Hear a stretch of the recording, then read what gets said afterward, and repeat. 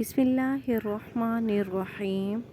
ارشاد باری تعالی وَقَاتِلُوهُمْ حَتَّى لَا تَكُونَ فِتْنَةٌ وَيَكُونَ الدِّينُ لِلَّهِ فَإِنِ انتَهَوْا فَلَا عُدْوَانَ إِلَّا عَلَى الظَّالِمِينَ۔ ترجمہ: ان سے لڑو جب تک کہ فتنہ نہ مٹ جائے اور اللہ تعالیٰ کا دین غالب نہ آ جائے، اگر یہ رک جائیں تو تم بھی رک جاؤ، زیادتی تو صرف ظالموں پر ہی ہے۔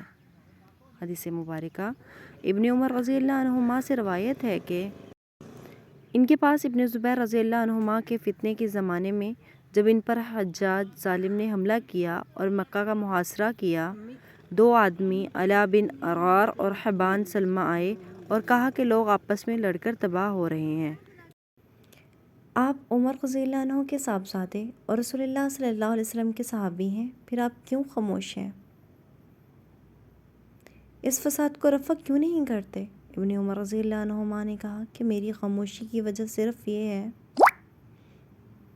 کہ اللہ تعالیٰ نے میرے کسی بھی بھائی مسلمان کا خون مجھ پر حرام قرار دیا ہے۔ اس پر انہوں نے کہا، کیا اللہ تعالیٰ نے یہ ارشاد نہیں فرمایا کہ ان سے لڑو یہاں تک کہ فساد باقی نہ رہے؟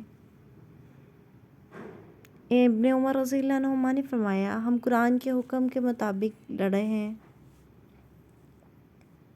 یہاں تک کہ فتنہ یعنی شرک و کفر باقی نہیں رہا اور دین خالص اللہ کے لیے ہو گیا۔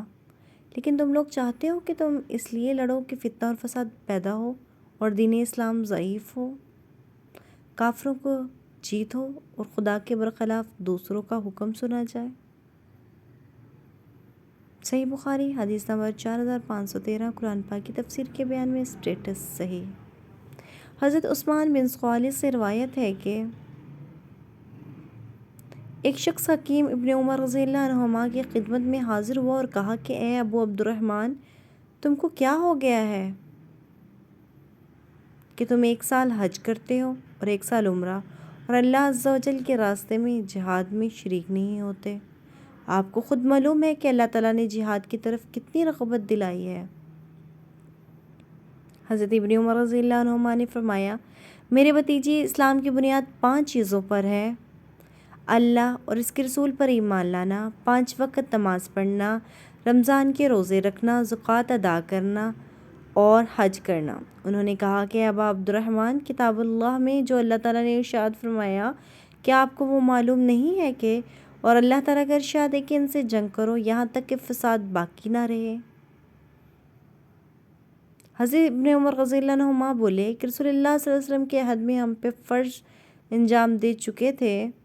اس وقت مسلمان بہت تھوڑے تھے، کافروں کا ہجوم تھا تو کافر لوگ مسلمانوں کا دین خراب کرتے تھے، کہیں مسلمانوں کو مار ڈالتے، کہیں تکلیفیں دیتے، یہاں تک کہ مسلمان بہت ہو گئے، فتنہ جاتا رہا۔ صحیح بخاری حدیث نمبر 4514۔ اسٹیٹس صحیح۔ پھر اس شخص نے پوچھا، اچھا یہ تو کہو کہ عثمان اور علی رضی اللہ عنہما کے بارے میں تمہارا کیا اعتقاد ہوا؟ انہوں نے کہا کہ عثمان رضی اللہ عنہ کا قصور اللہ نے معاف کر دیا، لیکن تم اس معافی کو اچھا نہیں سمجھتے ہو۔ اب رہی حضرت علی رضی اللہ عنہ، تو وہ حضور اکرم صلی اللہ علیہ وسلم کے چچا زاد بھائی اور آپ کے داماد تھے، اور ہاتھ کے اشارے سے بتلایا کہ یہ دیکھو، ان کا گھر حضرت صلی اللہ علیہ وسلم کے گھر سے ملا ہوا ہے۔ ارشاد باری تعالی وَأَنفِقُوا فِي سَبِيلِ اللَّهِ وَلَا تُلْقُوا بِأَيْدِيكُمْ إِلَىٰ تَهْلُكَةِ وَأَحْسِنُوا إِنَّ اللَّهَ يُحِبُّ الْمُحْسِنِينَ۔ ترجمہ: اللہ تعالیٰ کی راہ میں خرچ کرو اور اپنے ہاتھوں کو ہلاکت میں نہ پڑو، اور سلوک و احسان کرو، اللہ تعالیٰ احسان کرنے والوں کو دوست رکھتا ہے۔ حدیث مبارکہ حضرت سلیمان رضی اللہ عنہ سے روایت ہے کہ میں نے حذیفہ رضی اللہ عنہ سے سنا، اور اللہ کی راہ میں خرچ کرتے رہو اور اپنے کو اپنے ہاتھوں سے ہلاکت میں نہ ڈالو، اللہ کے راستے میں خرچ کرنے کے بارے میں نازل ہوئی تھی۔ ارشاد باری تعالی فَمَنْ كَانَ مِنْكُمْ مَرِيضًا أَوْ بِهِ أَذًى مِنْ رَأْسِهِ فَفِدْيَةٌ مِنْ صِيَامٍ أَوْ صَدَقَةٍ أَوْ نُسُكٍ۔ ترجمہ: البتہ تم سے جو بیمار ہو یا اس کے سر میں کوئی تکلیف ہو جس کی وجہ سے سر منہ ڈالے، تو اس پر فدیہ ہے، خواہ روزہ رکھ لے، خواہ صدقہ دے دے، خواہ قربانی کرے۔ حدیث مبارکہ عبد الرحمن بن الاصبحانی سے روایت ہے کہ میں نے عبداللہ بن معقل سے سنا، مقاب بن عاجز رضی اللہ عنہ کی خدمت میں اس مسجد میں حاضر ہوا۔ ان کی مراد کوفہ کی مسجد سے تھی اور ان سے روزے کی فدیے کے متعلق پوچھا۔ انہوں نے بیان کیا کہ مجھے احرام میں رسول اللہ صلی اللہ علیہ وسلم کی خدمت میں لوگ لے گئے تھے اور جوئیں سر سے میرے چہرے پر گر رہی تھیں۔ آپ نے فرمایا کہ میرا خیال یہ نہیں تھا کہ تم اس حد تک تکلیف میں مبتلا ہو گئے ہو، تم کوئی بکری نہیں مہیا کر سکتے؟